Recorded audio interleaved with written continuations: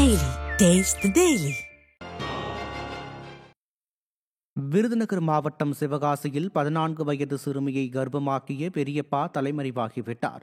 சிவகாசியில் உள்ள உறவினர் வீட்டுக்கு வந்த சிறுமி சில நாட்கள் தங்கிவிட்டு மீண்டும் தனது வீட்டிற்கு திரும்பியுள்ளார். அப்போது உடல்நலம் பாதிக்கப்பட்ட அவர் அரசு மருத்துவமனையில் சிகிச்சை பெற்ற போது கர்ப்பமாக இருப்பதாக தெரிய வந்தது. விசாரணையில் சிவகாசியில் உறவினர் வீட்டில் தங்கியிருந்த போது சிறுமியிடம் பெரியம்மாவின் 3வது கணவர் பெருமாள்சாமி பாலியல் அத்துமீறலில் ஈடுபட்டதை அடுத்து போக்சோ சட்டத்தின் கீழ் வழக்கு பதிவு செய்யப்பட்டது.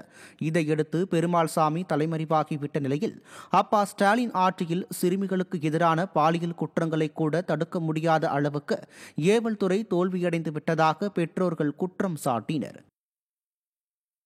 திருவள்ளூர் மாவட்டத்தில் 20 வயது இளம்பெண்ணை திருமணம் செய்வதாக கூறி கர்ப்பமாக்கிவிட்டு ஏமாற்றிய 50 வயது காதலன் மற்றும் அவருக்கு உடந்தையாக இருந்த ஓட்டுநர் ஆகியோர் பிடிபட்டனர். இளம்பெண் ஒருவருக்கு சோழிங்கநல்லூரைச் சேர்ந்த 50 வயதான சுந்தரம் என்பவருடன் அறிமுகம் ஏற்பட்டதை அடுத்து அவரை காதலிப்பதாகவும் திருமணம் செய்து கொள்வதாகவும் கூறியுள்ளார். இதையடுத்து ஹோட்டல் ஒன்றில் இளம்பெண்ணுடன் சுந்தரம் உல்லாசமாக இருந்துள்ளார். சில மாதங்களுக்கு பிறகு சுந்தரத்திடம் தான் கர்ப்பமாக இருப்பதாக கூறியபோது ஆன்லைன் மூலம் 4000 ரூபாய் அனுப்பி கருவை கலைத்து விடுமாறு வற்புறுத்தியுள்ளார்.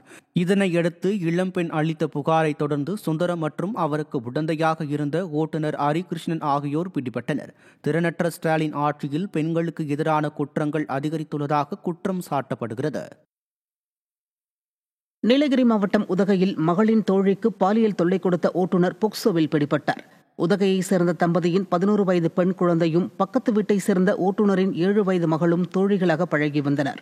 தனது மகளுடன் விளையாடிய 11 வயது சிறுமிக்கு ஓட்டுநர் பாலியல் தொல்லை கொடுத்தபோது பயந்து போய் சிறுமி அலறியபடி ஓடியுள்ளார்.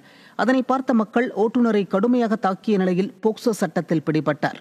விடியா ஸ்டாலின் ஆட்சியில் சிறுமிகளுக்கு கூட பாதுகாப்பு இல்லாத நிலை இருப்பதாக பெற்றோர் வேதனை தெரிவித்தனர்.